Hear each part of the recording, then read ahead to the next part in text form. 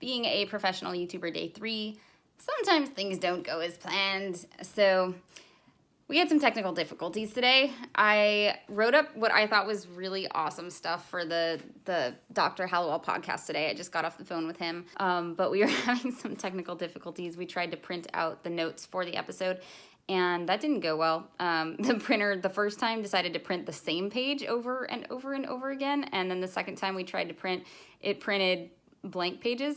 Every blank page in the printer, it just kept printing and printing and printing. But I was proud of what I came up with for this episode, and I don't know how well I ended up communicating it. Edward said I did all right, right?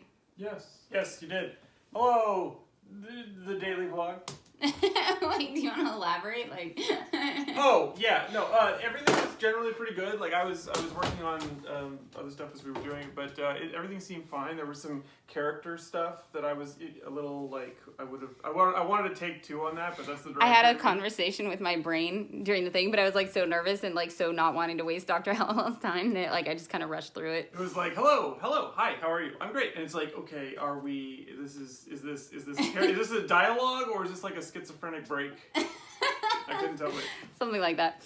So I will share with you guys what I don't know how well I communicated. I kind of figured out how to manage distractions, and I'm happy because, hi, I have ADHD, I'm distractible. Okay, so how to handle distractions. Okay, so obviously distractions are only a problem if they distract you. So I think that the first step to managing distractions is to get to know what distracts you. For those of us with ADHD, it tends to be anything that's more stimulating than what we're currently doing, which can be when you're doing a task that's not very stimulating to your brain, anything, just anything. So the first tip that I was trying to share was that you can take away the competition. Basically, don't make a term paper compete with Minecraft. It's gonna lose. Our brains don't care about important, they care about stimulating. So just to be aware of that, I think is really helpful. That's why the Pomodoro technique really helps. That's why something like strict workflow, something that blocks websites that you don't want to be working on, helps. Having a different user for your computer when you want to work versus when you want to play can help.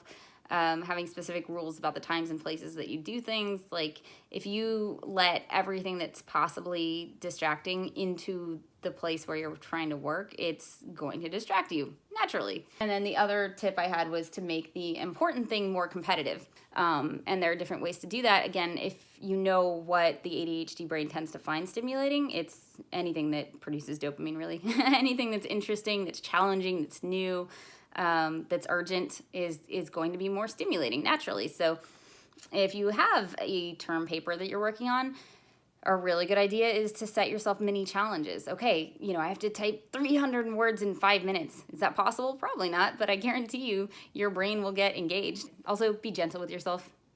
It's totally natural to get distracted. It's gonna happen, and bring your attention back gently. So, this was the conversation. Baby, you can direct me now. This is the conversation I was gonna have with my brain. Okay, so you need I need a character? Well, it's not even that. You need a moment of, we need to feel a voice shift. Like if you were doing this physically in person, I'd say we need to see some posture change. So we need a vocal shift. I don't mean change your voice. I'm currently doing it in person. There you go. Exactly. So go for it. All right. So, okay, I give myself a time limit personally. So let your voice inhabit like. Let my voice inhabit. This is what happens on the show behind the scenes. Okay. There you go. So, Brain, you having fun playing Clash of Clans? Yup. You know we have some research to do, right? Yup. So, you wanna? Nope. So then instead of leaving it at that, you go, okay, look at the time and decide when you're gonna start stopping. So, all right, at 2:50, I will start wrapping it up, and by 3 o'clock, I will put my phone down. I find personally that respecting my brain and respecting the fact that it's enjoying whatever it's currently doing and giving it a little time to transition out of it to try and wrap it up, I find that helps a lot. So that's my tip for the day. Day 3.